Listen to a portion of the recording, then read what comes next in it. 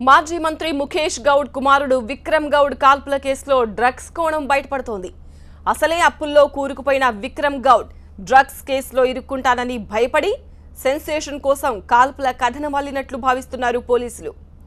రోజు డబ్బు చెల్లించాలంటూ వాట్సాప్లో ఫైనాన్షియర్ల మెసేజ్లు, వీటిలో ఒక మెసేజ్ 20 లక్షలు, మరో మెసేజ్ 35 లక్షల రూపాయలు చెల్లించాలంటూ విక్రమ్ గౌడ్పై ఒత్తిడి పెంచాయి.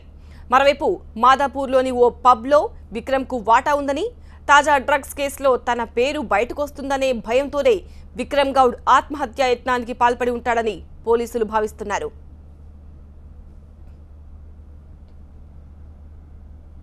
మా ప్రతినిధి విజయ్ మరింత సమాచారం అందిస్తారు. విజయ్, విక్రమ్ కేసులో ఎలాంటి పురోగతి కనిపిస్తోంది? రాష్ట్రంలో సంచలనం సృష్టిస్తున్నటువంటి రెండు కేసులు, ఒకటి డ్రగ్స్ కేసు విచారణ ఒకవైపు జరుగుతున్న సమయంలో ఈ రోజు ఉదయం మాజీ మంత్రి ముఖేష్ గౌడ్ కుమారుడు విక్రమ్ గౌడ్ పైన జరిగినటువంటి కాల్పులు సంచలనం రేపాయి. అయితే ఈ కాల్పులు ఎవరు జరుగుతుందన్న దానిపై ఇప్పటి వరకు తీవ్ర ఉత్కంఠ నెలకొంది. ఇప్పటి వరకు ఎక్కడ కూడా ఎవరు కాల్చారనేది బయటపడలేదు, కానీ పోలీసులు ఇన్వెస్టిగేషన్ లో కొన్ని ఆసక్తికరమైన విషయాలు బయటకు వస్తున్నాయి.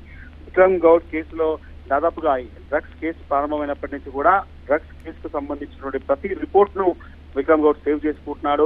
చాలా రోజుగా మినిట్ టు మినిట్ ఆ డ్రగ్ కేసుకు సంబంధించిన వ్యవహారంలో ఫాలో అవుతున్నాడన్న సమాచారం అయితే పోలీసుల దగ్గర ఉంది. విక్రమ్ గౌడ్ ఫోన్ తీసుకున్న సమయంలో ఈ విషయాలన్నీ కూడా బయటపడ్డాయి. ఆయన వాట్సాప్ కన్వర్జేషన్ లో ఒక గ్రూప్ అంటే తన వైఫ్ తో పాటుగా షిపాలికి పంపినటువంటి మెసేజ్ తో పాటుగా ఒక గ్రూప్ లో కూడా ఈ యొక్క డ్రగ్స్ సంబంధించినటువంటి అప్డేట్స్ అన్ని కూడా ఆయన సేవ్ చేసుకున్నాడు. దాంతో పాటుగా విపరీతమైన అప్పుల్లో విక్రమ్ గౌడ్ కూరుకుపోయాడు. ఆ నేపథ్యంలోనే అతనే ఈ సూసైడ్ అటెంప్ట్ లాగా చేసుకున్నాడనే అనుమానాన్ని కూడా పోలీసులు బలంగా వ్యక్తం చేస్తున్నారు. పోలీసులు చెప్తున్న ప్రకారం అయితే మొబైల్లో 38 నుంచి 39 మెసేజ్లన్నీ కూడా డబ్బుల కోసం ఇవ్వాలంటూ చేసినటువంటి మెసేజెస్ చాలా ఉన్నాయి. డబ్బులు ఇవ్వాలంటూ చాలా మంది వాట్సాప్ లో మెసేజ్ చేశారు. కొంతమంది 25 లక్షలు, 15 లక్షలు, 40 లక్షలు, 50 లక్షల వరకు కూడా డబ్బులు ఇవ్వాలి, చాలా రోజులు అవుతుంది, 8 సంవత్సరాల పాటు మీరు డబ్బులు ఉంచుకుంటారంటూ కొంతమంది చేసినటువంటి వాట్సాప్ మెసేజ్ కూడా పోలీసులు రికవరీ చేసుకున్నారు.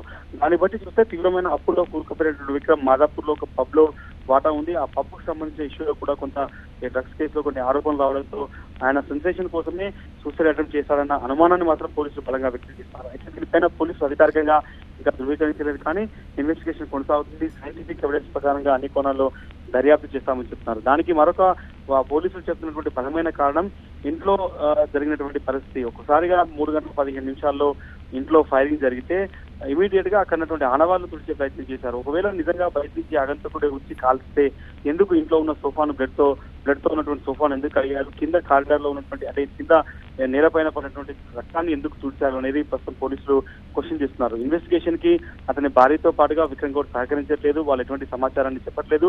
ఒక వ్యక్తి వచ్చాడు కాల్చాడని మాత్రమే చెప్తున్నారు, కానీ మిగతా ఏ విషయాన్ని కూడా వాళ్ళు చెప్పడం లేదనేది పోలీసు అధికారులు చెప్తున్నారు. దాంతో పాటుగా ఒక కార్ సీసీ కెమెరా ఒక రిజల్ట్ కూడా రికార్డ్ అయింది. 3:22 సమయంలో అపోలో ఆసుపత్రికి వెళ్తున్నటువంటి ఒక car BMW red colour car కూడా సీసీ కెమెరా రికార్డ్ అయింది. ఆ కార్ కూడా ప్రస్తుతం మనం రిజల్ట్స్ చూడవచ్చు. ఇదే కారణం అక్కడ రాత్రి షిపాలి నడుపుకుంటూ విక్రమ్ గౌడ్ తీసుకొని వెళ్ళింది. హాస్పిటల్లో అడ్మిట్ అయిన టైం కూడా 3:31 గా అపోలో సిబ్బంది చెప్తున్నారు. సో ఈ నేపథ్యంలో జరిగిన ఈ ఇష్యూకి సంబంధించి గంట సేపటి నుంచి కూడా సీసీ కెమెరాలు పోలీసులు పరిశీలించారు. ఎక్కడ కూడా సస్పీషియస్ వెహికల్ వెళ్ళలేదు. ఒక పెద్ద వెహికల్ కావచ్చు, లేకపోతే ఏదైనా వెహికల్ కేవలం 2 వీలర్స్ వెళ్ళాయి.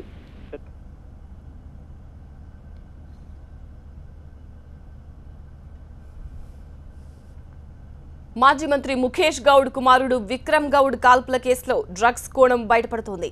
అసలే అప్పుల్లో కూరుకుపోయిన విక్రమ్ గౌడ్ డ్రగ్స్ కేసులో ఇరుక్కుంటానని భయపడి సెన్సేషన్ కోసం కాల్పుల కథనం అల్లినట్లు భావిస్తున్నారు పోలీసులు.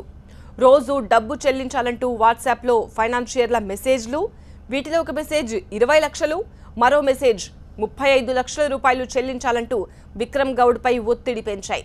మరోవైపు మాదాపూర్లోని ఓ పబ్లో విక్రమ్కు వాటా ఉందని, తాజా డ్రగ్స్ కేసులో తన పేరు బయటకు వస్తుందనే భయంతోనే విక్రమ్ గౌడ్ ఆత్మహత్యా యత్నానికి పాల్పడి ఉంటాడని పోలీసులు భావిస్తున్నారు.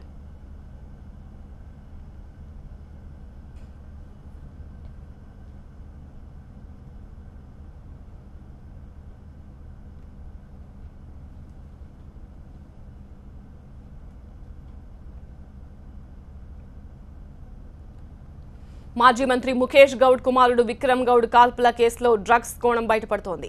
అసలే అప్పుల్లో కూరుకుపోయిన విక్రమ్ గౌడ్ డ్రగ్స్ కేసులో ఇరుక్కుంటానని భయపడి సెన్సేషన్ కోసం కాల్పుల కథనం అల్లినట్లు భావిస్తున్నారు పోలీసులు. రోజు డబ్బు చెల్లించాలంటూ వాట్సాప్లో ఫైనాన్షియర్ల మెసేజ్లు, వీటిలో ఒక మెసేజ్ 20 లక్షలు, మరో మెసేజ్ 35 లక్షల రూపాయలు చెల్లించాలంటూ విక్రమ్ గౌడ్పై ఒత్తిడి పెంచాయి. మరోవైపు మాదాపూర్లోని ఓ పబ్లో విక్రమ్కు వాటా ఉందని, తాజా డ్రగ్స్ కేసులో తన పేరు బయటకొస్తుందనే భయంతోనే విక్రమ్ గౌడ్ ఆత్మహత్యాయత్నానికి పాల్పడి ఉంటాడని భావిస్తున్నారు పోలీసులు.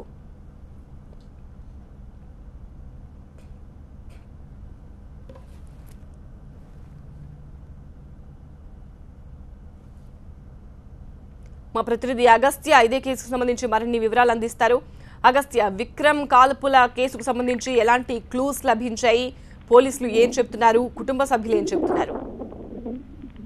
మొత్తంగా విక్రమ్ కాల్పుల కేసుకు సంబంధించి పోలీసులు తమ దర్యాప్తును వేగవంతం చేస్తున్న కొద్దీ కొత్త లీడ్స్ అనేవి వాళ్ళకి లభ్యమవుతున్నాయి. విక్రమ్ కి సంబంధించిన ఫోన్లు చెక్ చేస్తే వాళ్ళకి కొన్ని డబ్బులకు సంబంధించిన ఆర్థిక లావాదేవీలు, అదేవిధంగా డబ్బులు కోరుతూ డబ్బులు అడుగుతూ కొన్ని ఆధారాలు అయితే లభించాయి. అదేవిధంగా పోలీసులు వాళ్ళు చెప్పిన ఏదైతే వాళ్ళ వైఫ్ కంప్లైంట్ ఏదైతే బంజారాస్ ఇచ్చారో ఆమె టైమింగ్ కూడా మెన్షన్ చేశారో. మేము 3:15 కి ఇన్సిడెంట్ జరిగింది, 3:20 ప్రాంతంలో మేము బయలుదేరి వెళ్ళాము ఇంటి దగ్గర నుంచి అనేది వాళ్ళు చెప్పడం. 3:30కి హాస్పిటల్కి రీచ్ అయ్యామనేది ఆమె పోలీస్ కంప్లైంట్ దాంట్లో కూడా రాయడం జరిగింది. ఈ కోణంలో కూడా అంటే వాళ్ళు నిజంగానే ఆ టైంకే బయలుదేరారా, ఏ టైంకి బయలుదేరారు, ఎన్ని గంటలకు వచ్చారు, ఆ రోడ్ లో ఎవరైనా అనుమానాస్పదంగా వచ్చారా అనేది మాత్రం సీసీటీవీ ఫుటేజ్ కూడా పరిశీలిస్తున్నారు. ఇంటి దగ్గర ఉన్న సీసీటీవీ పనిచేయకపోవడంతో కొత్తగా ఒక సీసీటీవీలకు సంబంధించిన టెక్నికల్ డిపార్ట్మెంట్ కూడా తీసుకొచ్చి దాన్ని ఎలాగైనా ఆ సీసీటీవీలో ఫుటేజ్ చూసి ఎవరైనా లోపలికి వచ్చారా అనే కోణంలో కూడా చూస్తున్నారు. మనకి ఆ ఎక్స్క్లూజివ్ ఫుటేజ్ కూడా ఒకటి వచ్చింది, సీసీటీవీ ఫుటేజ్. వాళ్ళు 3:22కి ఇంటి ముందు నుంచి బయలుదేరి వెళ్తున్న ఫోటో సీసీటీవీ ఫుటేజ్ ను కూడా మనం ఎక్స్క్లూజివ్ గా చూసాము. ఆమె చెప్పిన ప్రకారం 3:22కి ఇంటి నుంచి బయలుదేరిన వాళ్ళు అపోలోకి 3:28 ప్రాంతంలో చేరుకోవడం జరిగింది. అయితే ఇంకా ఆ రూట్ లో ఎవరైనా అనుమానాస్పదంగా వచ్చారా అనే సీసీటీవీ ఫుటేజ్ మాత్రం పరిశీలిస్తున్నారు. సంధ్య. రైట్ అగస్త్య.